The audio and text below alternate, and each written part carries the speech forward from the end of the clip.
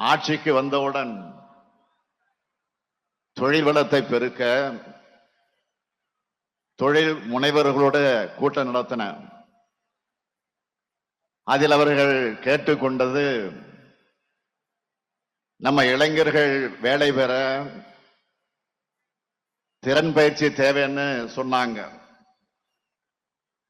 உடனே அதுக்கான திட்டத்தை உருவாக்க ஆணையிட்டேன். அப்படி உருவாக்கிய திட்டம்தான் நான் முதல்வன் திட்டம். அந்த திட்டத்தின் மூலமாக இதுவரை 28 லட்சம் இளைஞர்களுக்கு திறன் பயிற்சி வழங்கி இருக்கிறோம். திட்டத்தை செயல்படுத்துறது மட்டுமல்ல, அந்த திட்டம் எப்படி சிறப்பாக செயல்படுகிறது என்பதற்கு அந்த திறன் பயிற்சி எடுத்த இளைஞர்களுடைய கலந்தாலோசனை கூட்டமும் நடத்தின. அந்த கூட்டத்தில் பேசின ஒரு மாணவி சொன்னாங்க, ஐயா, உங்களோட இந்த நான் முதல்வன் திட்டத்தால எனக்கு எல்லா துறைகளை சார்ந்தும் படிக்கிறதுக்கான வாய்ப்பு கிடைச்சது. அதனால முதல் இன்டர்வியூலேயே ஒரு புகழ்பெற்ற பன்னாட்டு நிறுவனத்துல அதிக சம்பளத்துல வேலை கிடைச்சதுன்னு மகிழ்ச்சியா சொன்னார். இன்னொரு மாணவர் சொன்னார், இன்னைக்கு நாளுக்கு நாள் தொழில்நுட்பம் வளர்ந்துகிட்டே இருக்கு, அதுக்கு ஏற்ற மாதிரி எங்களுக்கு கோச்சிங் வேணும். வசதி இருக்கவங்களால வெளியே நிறைய பணம் செலவு செஞ்சு கோச்சிங்ல ட்ரைனிங் சென்டருக்கு போய் படிக்க முடியும். ஆனா அந்த வாய்ப்பை அரசு கல்லூரி மாணவர்களுக்கு கட்டணம் இல்லாமல் வழங்குவது இந்த நான் முதல்வன் திட்டம். எங்க கனவுகளுக்கான வாசல்களை திறந்து விடுதையா என பூரிப்போடு சொன்னார். அதனால்தான் இந்த நான் முதல்வன் திட்டத்தை தொடங்கிய போது என்னோட கனவு திட்டம்னு சொன்னேன். இப்போ நம்மோட கனவுகள் நனவாக்குற திட்டமா மாறி இருக்கு. இத தேர்தல் அறிக்கையில சொல்லல. இதே மாதிரி இன்னொரு புரட்சிகர திட்டம் தேர்தல் அறிக்கையில சொல்லாதது முதலமைச்சரின் காலை உணவு திட்டம். அதுக்கும் நான் எதிர்கொண்ட அனுபவம் தான் காரணம். சென்னையில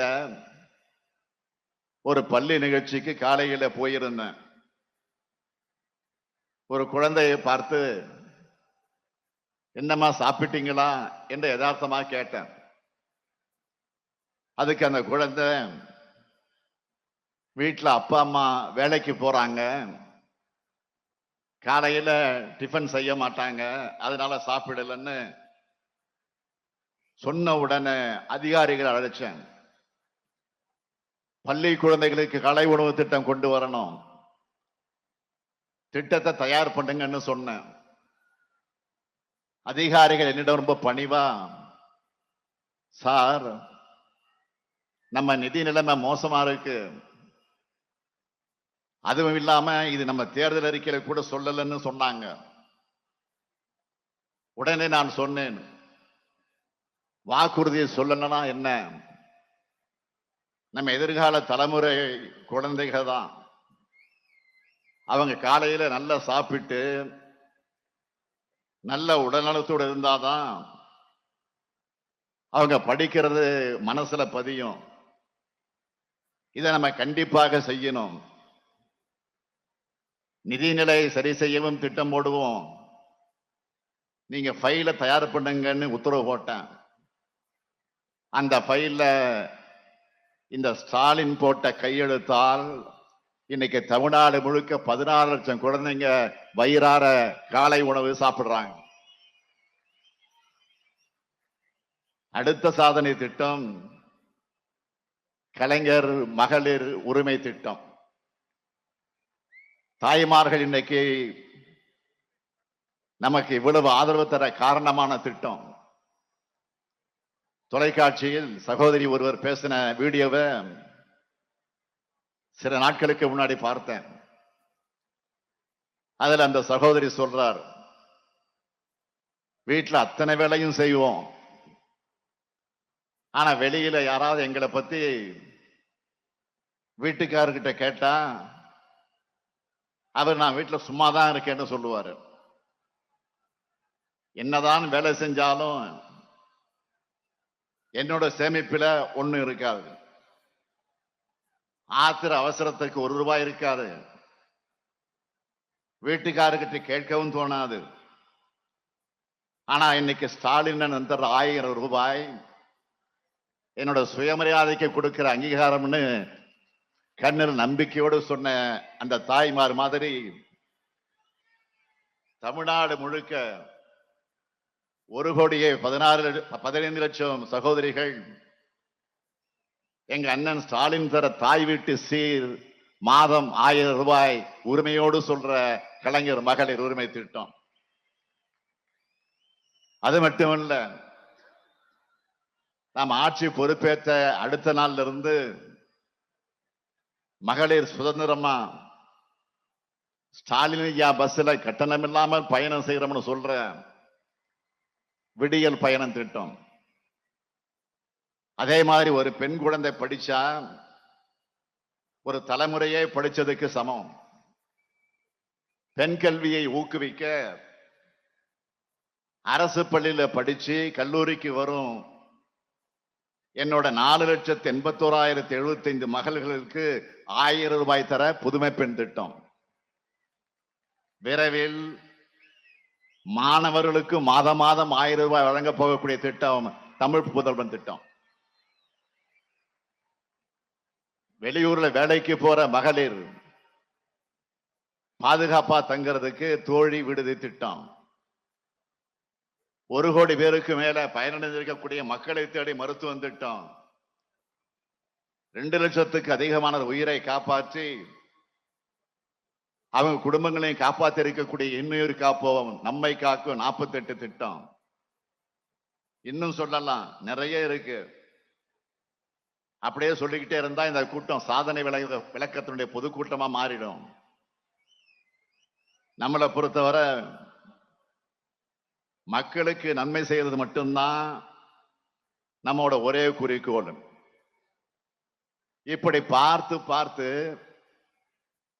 தமிழ்நாட்டை முன்னேற்றிட்டு இருக்கோம். ஆனா பழனிசாமி என்ன கேட்கிறாரு? நான் ஒன்றிய அரசு கிட்ட அவார்டு வாங்கினேன், நீங்க ஏதாவது அவார்டு வாங்கினீங்களான்னு கேட்கிறாரு. பழனிசாமி அவர்களே, உங்களுக்கு அவங்க கொடுத்த அவார்டு எதுக்கு தெரியுமா? படத்துல ஒரு டயலாக் வருமே, நமக்கு வாய்த்த அடிமைகள் மிக மிக திறமைசாலிங்கன்னு அதுக்கேத்த மாதிரி நீங்க இருக்கீங்கன்னு. பிஜேபி அரசு உங்களுக்கு அந்த அவார்டு கொடுத்திருக்கோம். பழனிசாமி அவர்களே, நாங்க மக்கள் கிட்ட அவார்டு வாங்கி இருக்கிறோம். கோடிக்கணக்கான தமிழ்நாட்டு மக்களோட நம்பிக்கையும் பாராட்டையும் பெற்றிருக்கிறோம். அதுதான் எங்களுக்கு மிகப்பெரிய அவார்டு. இன்னொரு அவார்டு வெயிட்டிங். ஜூன் 4ஆம் தேதி 40க்கு 40 என்ற அந்த விருது.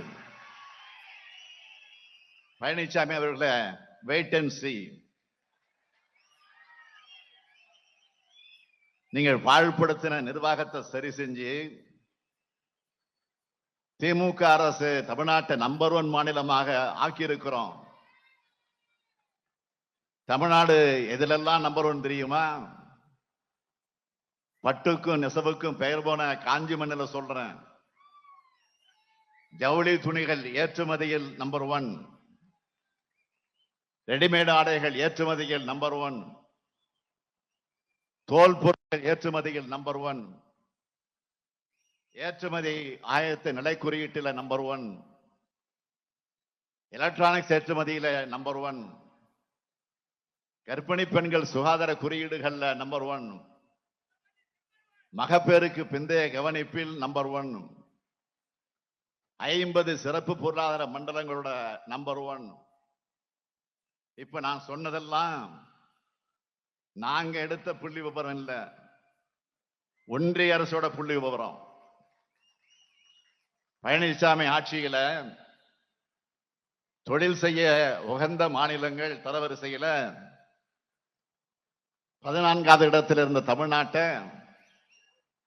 திமுக அரசு பொறுப்பேற்றதும் 3வது இடத்துக்கு முன்னேற்றி இருக்கும். அன்பரசன் இருக்கார, அவருடைய துறையில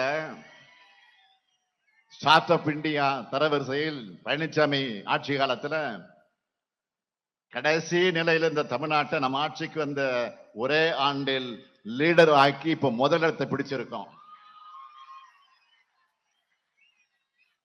எந்த சமூக பொருளாதார குறியீட்டை எடுத்து பார்த்தாலும் அதுல தமிழ்நாடு முன்னணி மாநிலமாகத்தான் இருக்கும். பழனிசாமி அவர்களே, நீங்க எதுல நம்பர் 1 தெரியுமா? பதவி சுகத்துக்காக தமிழ்நாட்டு உரிமைகளை பாஜக கிட்ட அடகு வச்சீங்களே, அதுல மட்டும்தான் நம்பர் 1. எப்படியெல்லாம் பிரதமர் மோடிக்கு, ஒன்றிய அமைச்சர்களுக்கு, பாஜகவுக்கு லாவணி பாடினீங்க, மோடி தான் எங்க டாடின்னு சொன்னீங்களே. அது மட்டும் இல்ல, பாஜக இங்க இந்திய திணிச்சப்போ நாம எதிர்த்தோம். ஆனா அதிமுக அமைச்சர் என்ன சொன்னாரு? அண்ணா மும்மொழி கொள்கையை ஆதரிச்சார்னு பச்சை பொய்களை பேசவிட்டு அழகு பார்த்த பச்சோந்தி தான் இந்த பழனிசாமி. அதிமுகவும் பாஜகவும் இயற்கை கூட்டணின்னு சொல்லி சென்டிமெண்ட் மழை பொழிஞ்சவங்க தான் பழனிசாமி நாடக கம்பெனி. இப்போ பிரிஞ்சது மாதிரி நாடகம் போடுற பழனிசாமி இன்னைக்கு ஒரு பத்திரிகைக்கு பேட்டி கொடுத்திருக்கிறாரு. ஒருவேளை அதிமுக சில இடங்கள்ல வென்று பாஜகவுக்கு பெரும்பான்மை தேவைப்பட்டா ஆதரிப்பீங்களா அப்படின்னு கேள்வி கேட்கிறாங்க. அதற்கு ஒப்புக்காக கூட ஆதரிக்க மாட்டோம்னு பழனிசாமி பதில் சொல்லல.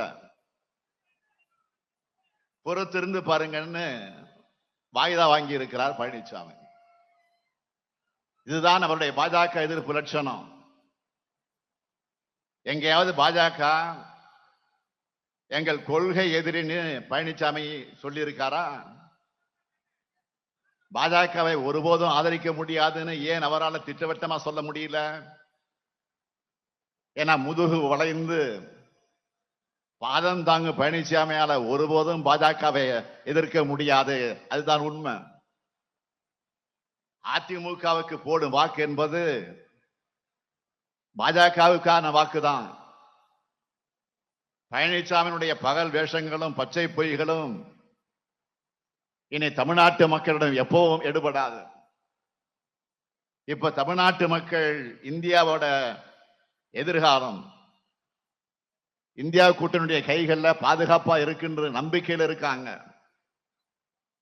இந்தியா கூட்டணிக்கான ஆதரவு அலை இந்தியா முழுக்க வீசுது. மக்களோட இருந்து மக்களுக்காக பணியாற்ற பெற்றுள்ள நம்பிக்கை இது. திமுக காங்கிரஸ் ஆட்சி காலத்துல ஒன்றியத்தில் எத்தனை சாதனைகளை செஞ்சிருக்கிறோம்? பெரிய பட்டியலே இருக்கு. உதாரணத்துக்கு நம்ம டி.ஆர். பாலு அவர்கள் 3 துறைகள்ல ஒன்றியத்தில் அமைச்சராக இருந்த போது செஞ்ச சாதனைகளை மட்டும் சொல்லலாமா? ஒன்றிய பெட்ரோலியத்துறை அமைச்சரா பாலு இருந்தப்போ தமிழ்நாட்டுக்கு மட்டுமே 22,758 கோடி ரூபாய் மதிப்பிலான 15 பெரிய திட்டங்களை கொண்டு வந்தார். சுற்றுச்சூழல் வனத்துறை அமைச்சரா தேசிய பல்கலைக்கழக உயிரின வளங்கள் ஆணையத்தை தமிழ்நாட்டுக்கு கொண்டு வந்தார். கப்பல் தரவழி போக்குவரத்து மற்றும் நெடுஞ்சாலைத்துறை அமைச்சராக இருந்தப்போ 56,644 கோடி ரூபாய் மதிப்பிலான திட்டங்களை தமிழ்நாட்டுக்கு கொண்டு வந்தது. இது மட்டுமா? கிண்டி கத்திப்பாரா மேம்பாலம், பாடி பாலம், தமிழ்நாட்டு தேசிய நெடுஞ்சாலைகள் மட்டுமே 335 பாலங்களை கட்டி சாதனை பண்ணி இருக்கோம். அதனால்தான் தலைவர் கலைஞரை பாலம் பாலுன்னு அழைச்சார். வரலாறு. இது போன்ற சாதனைகள் தொடர ஒன்றியத்தில் நம்ம கூட்டணி ஆட்சி இருக்கணும். அதுக்காக தான் இந்த எலெக்ஷனோட ஈரவா தேர்தல் அறிக்கைய திமுகவும் காங்கிரசும் வெளியிட்டு இருக்கோம். திமுக தேர்தல் அறிக்கையில உள்ள சமூக நீதி அம்சங்கள் காங்கிரஸ் கட்சியினுடைய தேர்தல் அறிக்கையில எதிரொலிச்சிருக்கு. அதுல முக்கியமான சில வாக்குறுதியை மட்டும் நான் சொல்றேன். ஏழை பெண்களுக்கு ஆண்டுக்கு 1 லட்சம் ரூபாய், பெண்களுக்கு ஒன்றிய அரசு பணிகள்ல 50 விழுக்காடு இடஒதுக்கீடு, நாடு முழுவதும் சாதிவாரி கணக்கெடுப்பு, ஒன்றியத்தில் 50 விழுக்காடு இடஒதுக்கீட்ட உயர்த்த சட்ட திருத்தம், எஸ்சி எஸ்டி ஓபிசி மாணவர்களுக்கான கல்வி உதவி தொகை 2 மடங்கு, எஸ்சி எஸ்டி ஓபிசி பிரிவினருக்கான காலி பணியிடங்கள் ஓராண்டிற்குள் நிரப்ப நடவடிக்கை, ஜிஎஸ்டி சட்டத்திற்கு பதிலாக புதிய சட்டம், விவசாய இடுபொருட்களுக்கு ஜிஎஸ்டி வரி இருக்காது, பொதுப்பட்டியல் இருக்கிற அதிகாரங்கள் மாநில பட்டியலுக்கு மாத்த ஆய்வு, விவசாயத்துக்கு குறைந்தபட்ச ஆதார விலைக்கு சட்ட அங்கீகாரம், இப்படி மாநிலங்களுக்கும் நாட்டுக்கும் நம்பிக்கை அளிக்கிற தேர்தல் அறிக்கையா காங்கிரஸ் தேர்தல் அறிக்கை அமைஞ்சிருக்கு. அதே போல திமுகவினுடைய வாக்குறுதிகள்ல சிலவற்றை மட்டும் சொல்ல விரும்புகிறேன். திருவெரும்புதூர் முதல் கரைப்பேட்டை வரை 6 வழி சாலையாக்கும் பணி விரைந்து முடிக்கப்படும். அரக்கோணத்திலிருந்து செங்கல்பட்டுக்கு காஞ்சிபுரம் வழியாக செல்லும் ரயில் பாதை 2 வழி பாதையாக மாற்றப்படும். செங்கல்பட்டில் உள்ள ஒருங்கிணைந்த நோய் தடுப்பு மருந்து உற்பத்தி வளாகத்தை மேம்படுத்தி உற்பத்தி தொடங்க உரிய நடவடிக்கை. இதோடு பெட்ரோல் டீசல் கேஸ் விலை குறைக்கப்படும். சிறுபான்மையின மக்களுக்கான எதிரான சட்டங்கள் ரத்து செய்யப்படும். தொழிலாளர் விரோத சட்டங்களும் ஜிஎஸ்டி சட்டமும் சீர்திருத்தம் செய்யப்படும். விவசாயிகளுடைய கடன் தள்ளுபடி, மாணவர்களுக்கான கல்வி கடன் தள்ளுபடி, மக்களை சுரண்டுகிற சுங்க சாவடிகள் முற்றிலுமாக அகற்றப்படும். வங்கிகள்ல மினிமம் பேலன்ஸ் இல்லைன்னு சொல்லி ஏழைகளிடமிருந்து 21,000 கோடி ரூபாய்க்கு மேல் பறித்த அவல நிலையை போக்க அபராதம் விதிக்கக்கூடிய முறை நீக்கப்படும்.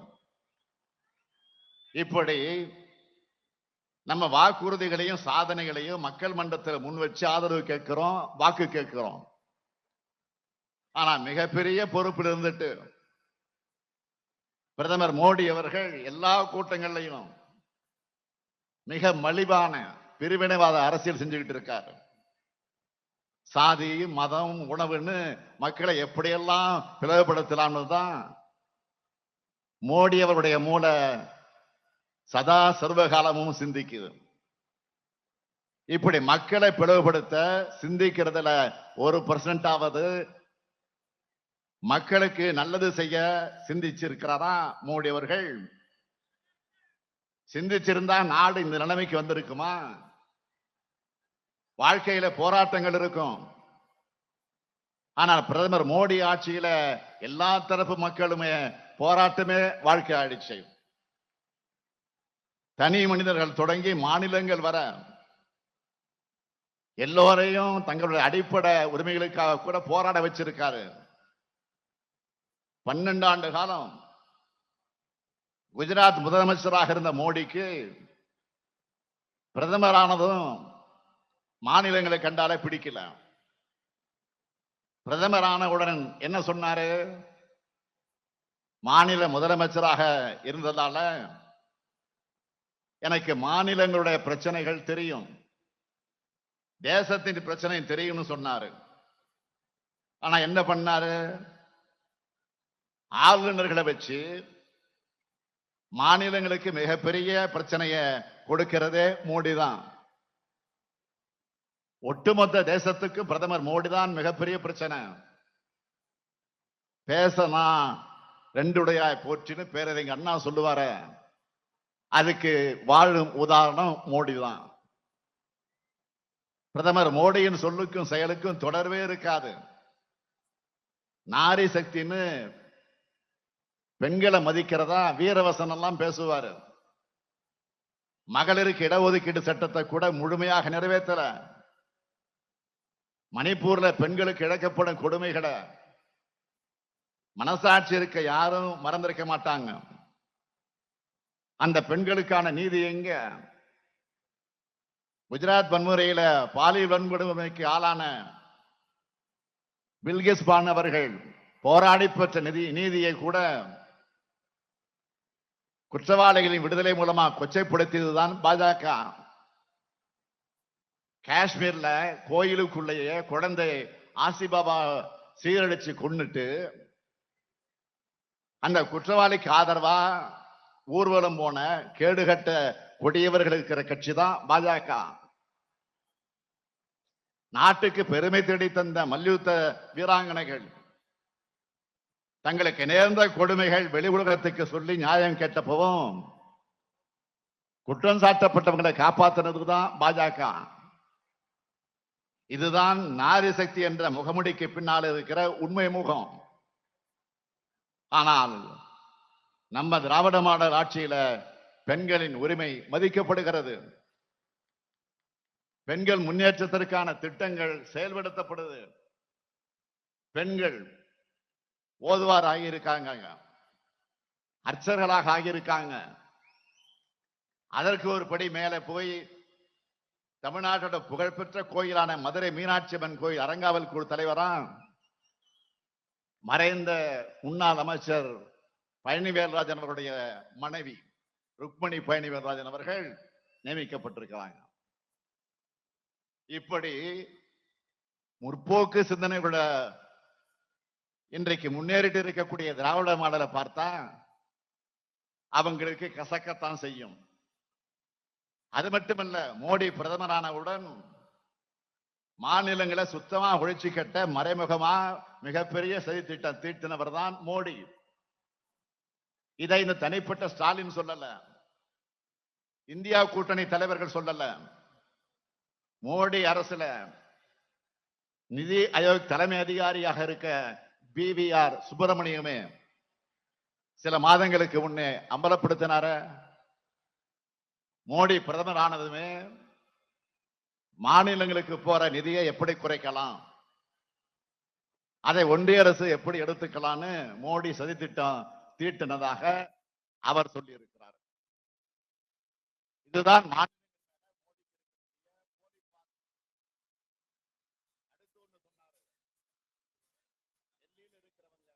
டெல்லியில் இருக்கிறவங்க மாநிலங்களை ஆளக்கூடாதுன்னு சொன்னாரு. ஆனா இன்னைக்கு எல்லா அதிகாரங்களையும் டெல்லியில ஒன்றிய அரசு கிட்ட குவிச்சு மாநில அரசுகளை முனிசிபாலிட்டிகளாக மாத்த முயற்சி பண்ணிக்கிட்டு இருக்காரு. வரி விதிக்கிற அதிகாரம் மாநில அரசுகிட்ட இல்ல. இதையெல்லாம் விட மோசமான செயல், அதிகாரிகளை நியமிக்க டிரான்ஸ்பர் பண்ண கூட மாநில அரசுகளுக்கு அதிகாரம் இருக்கக்கூடாதுன்னு நினைக்கிறார். அதைத்தான் டெல்லியில ஆம் ஆத்மி அரசுக்கு எதிராக பண்ணாரு. அரசு உயர் அதிகாரிகள் மாநில அரசு கட்டுப்பட்டு இருக்கணும்னு உச்ச நீதிமன்றம் சொன்னதும் அதை எதிர்த்து டெல்லி சர்வீசஸ் பில் கொண்டு வந்து மாநில அரசோட முக்கிய அதிகாரங்களை ஆளுநர் என்ற நியமன பதவியில் இருக்கிற ஒருத்தருக்கு கொடுத்துட்டாரு. அது மட்டுமா, பிரதமர் ஆகிறதுக்கு முன்ன மாநிலங்களை பழிவாங்க மாட்டேன்னு சொன்னார் மோடி. ஆனா நாட்டில் என்ன நடந்துகிட்டு இருக்கு? எதிர்கட்சிகள் ஆளுகிற மாநிலங்கள்ல கூட்டணி முயற்சி எடுப்பார். முடியலன்னா அந்த கட்சிகளை உடைக்க பார்ப்பார். இல்லைன்னா அந்த கட்சிகளோட MLA-க்களை குதிரம்பேரம் பேசி விலைக்கு வாங்குவார். தன்னோட மிரட்டலுக்கும் உருட்டலுக்கும் பணியாத முதலமைச்சர்கள் மேல சகட்டு மேனிக்கு ஊழல் குற்றச்சாட்டு வைப்பார். CBI, IT, ED போன்ற அமைப்புகளை வச்சு தொல்லை பண்ணுவார். அப்பவும் அவங்க உறுதியா நின்னா அவங்களை கைது பண்ணி பழி வாங்குறதுல மும்முரமா இருக்காரு. பணிஞ்சிட்டா உடனே made in BJP washing machine எடுத்து வெளுத்து சுத்தமாக்கி உலக யோகியர்னு பட்டம் கொடுப்பார். வாஷிங் மிஷின் தெரியுமில்ல உங்களுக்கு? அது மேட் இன் பிஜேபி. இந்த லட்சணத்துல மாநிலங்கள் மேல அக்கறை இருக்கிற மாதிரி நீலி கண்ணீர் வடிக்கிறாரு. இதே காஞ்சிபுரமும் சென்னையும் கடந்த டிசம்பர்ல வெள்ளத்துல சிக்கி தவிச்சப்போ அதுக்கு ₹1 ஒன்றிய அரசு நிவாரணமாக தந்ததான் நானே நேர்ல போய் பிரதமர் மோடி கிட்ட கோரிக்கை வச்சேனே, இதோ தரேன்னு சொன்னார். தமிழ்நாட்டு எம்பிக்கள் எல்லாம் டிஆர் பாலு அவர்கள் தலைமையில உள்துறை அமைச்சர் போய் சந்திச்சாங்க. அவரும் இதோ தரேன்னு சொன்னார். ஆனா இன்று வரை நிதியை தரல. மாநில முதலமைச்சரான என்கிட்டே போய் சொன்னவர் தான் பிரதமர் மோடி. இப்ப நாம உச்ச நீதிமன்றம் போயிருக்கோம். இனியும் மாநில உரிமைகள் பற்றியோ கூட்டுறவு கூட்டாட்சி பற்றியோ பிரதமர் மோடி பேசலாமா? அவருக்கு அதற்கான தார்மீக உரிமை இருக்கா? நாம மட்டும் இல்ல, வளர்ச்சி பணிகளுக்கு கடன் வாங்க அனுமதிக்கணும்னு கேரள அரசு உச்ச நீதிமன்றத்தோட படியேறி இருக்கு. வறட்சி நிவாரணம் கேட்டு கர்நாடகம் வழக்கு தாக்கல் பண்ணியிருக்காங்க. இப்படி ஒவ்வொரு மாநிலத்தையும் நிதிக்காகவும் நீதிக்காகவும் கோர்ட்டுப்படி ஏற விட்டவர் தான் பிரதமர் மோடி. அதனால்தான் சொன்னேன், மோடியின் கண்ணீர் அவரது கண்களே நம்பாது. அப்புறம் மக்கள் எப்படி நம்புவாங்க? இப்ப புதுசா ஒரு பேட்டி என்கிற பேர்ல ரீல் சுத்திட்டு இருக்காரு. நேத்து கொடுத்த பேட்டியில பிரதமர் மோடி சொல்றாரு, தமிழ்நாட்டில் திமுகவுக்கு எதிராக எதிர்ப்பல வீசுதான். திமுகவுக்கு எதிராக எதிர்ப்பல வீசுதான். இதை பார்த்து நமக்கு சிரிக்கிறதா இல்ல பிரதமரோட பகல்காரவை நினைச்சு அவர் மேல பரிதாபப்படுறதுன்னு தெரியல. பிரதமர் அவர்களே, இன்னும் எத்தனை வருஷம் ஆனாலும் தமிழ்நாட்டில் பாஜக வளரவே முடியாது. நாடு முழுவதும் பாஜக ஜெயிச்ச 2014 2019 தேர்தலையே பாஜகவை ஓரங்கட்டின தமிழ்நாட்டு மக்கள். நாடு முழுக்க நீங்க தோக்கிறது உறுதியாக இருக்கிற இந்த தேர்தலில் உங்களுக்கு எப்படி ஓட்டு போடுவாங்க? 10 வருஷமா ஒன்றியத்தில் நீங்க தான் ஆட்சியில் இருக்கீங்க. ஆனா நீங்க பேசுற வாயில தான் பாஜக வளர்றதை தவிர களத்துல எந்த முன்னேற்றமும் இல்லை. அதனால்தான் கூட்டணிக்கும் உங்க கட்சிக்கும் ரவுடிகளையும் கலவரம் பண்ற எக்ஸ்பர்ட்ஸ்களையும் சேர்த்துட்டு இருக்கீங்க.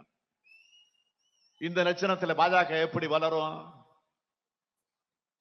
நீங்க தான் எப்போ மக்களை ஏமாத்துவீங்கன்னு பார்த்தா, இப்போ உங்களையே தமிழ்நாட்டில் பாஜக ஜெயிக்கும்னு யாரை ஏமாத்துறாங்க? அடுத்து இன்னொரு பைய சிரிக்காம சொல்லியிருக்காரு பிரதமர் மோடி. காசி தமிழ் சங்கத்துல உத்தரப்பிரதேசம் போன நம்ம மக்கள் அங்க நடந்திருக்கிற வளர்ச்சியை பார்த்து ஆச்சரியப்பட்டாங்களாம். அதுக்கு யாரை கூட்டிக்கிட்டு போனாங்கன்னு தெரியல. ஆமா, நாம நாளிதழ படிச்சு ஆதங்கப்பட்டது ஊபி முதலமைச்சர் யோகியினுடைய சொந்த தொகுதியான கோராக்பூர் மருத்துவமனையில ஆக்சிஜன் சிலிண்டர் இல்லாம 60 குழந்தைகள் இறந்து போயிருக்கு. மனிதவள குறியீடு, ஊட்டச்சத்து, சட்டம் ஒழுங்கு, தனிநபர் வருவாம்னு எல்லாத்திலையும் தமிழ்நாட்டினுடைய இடம் என்ன? பாஜக ஆட்சியில மாட்டிக்கிட்டு தவிக்கிற உத்தரப்பிரதேசனுடைய நிலை என்ன? இதெல்லாம் எங்க மக்களுக்கு நல்லா தெரியும். அதனால உங்க மோடி மஸ்தான் வித்தெல்லாம் இங்க எடுபடாது. 10 ஆண்டு கால நாட்டை பாழ்படுத்த நிலை இனியும் தொடரக்கூடாது. வேண்டாம் மோடின்னு ஒட்டுமொத்த நாடும் உறக்க சொல்வதற்கான நாள் நெருங்கிடுச்சு. இன்னும் ஒரு முறை இந்த நாடு ஏமாந்தா 200 ஆண்டுகள் பின்னோக்கி போயிடும். வரலாறு திருத்து எழுதப்படும். அறிவியல் பின்னுக்கு தள்ளப்பட்டு பிற்போக்கு கதைகள் புகுத்தப்படும். மக்களுடைய சிந்தனை வழுங்கடிக்கப்படும், மக்களுடைய உரிமைகள் பறிக்கப்படும், சமூக நீதிக்கு சவக்குழி தோண்டப்படும். புரட்சியாளர் அம்பேத்கர் எழுதின அரசியல் சட்டம் காற்றில் பறக்க விடப்பட்டு RSS சட்டம் நாட்டை ஆளும். இதையெல்லாம் தடுக்கும் வலிமையான ஆயுதம் மக்களான உங்களுடைய வாக்குகள் தான். இன்று விட்டுவிட்டு நாளை புலம்புவது நல்லவர்களுக்கு அழகல்ல. நாடு காக்க இன்றே தயாராகுங்கள். பாஜகவுக்கு அளிக்கிற வாக்கு தமிழ்நாட்டு எதிரிகளுக்கு அளிக்கிற வாக்கு. அதிமுகவுக்கு அளிக்கிற வாக்கு தமிழ்நாட்டு துரோகிகளுக்கு அளிக்கிற வாக்கு. எனவே தமிழ்நாட்டை வஞ்சித்த பாஜக, தமிழ்நாட்டை பாழ்படுத்தி அதிமுக ஆகிய இருவரையும் ஒரு சேர வீழ்த்துங்க.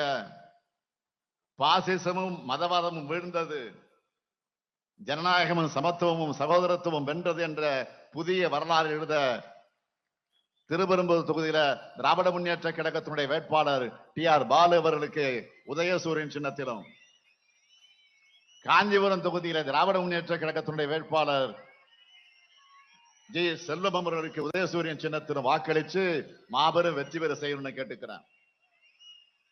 நீங்க அளிக்கிற வாக்கு இந்தியாவை காக்கட்டும், தமிழ்நாட்டை காக்கட்டும், நம்முடைய எதிர்கால தலைமுறையை காக்கட்டும். பாசிசத்தை வீழ்த்த இந்தியாவை காக்க உங்கள் ஸ்டாலின் அழைக்கிறேன். 40 நமதே, நாடும் நமதே.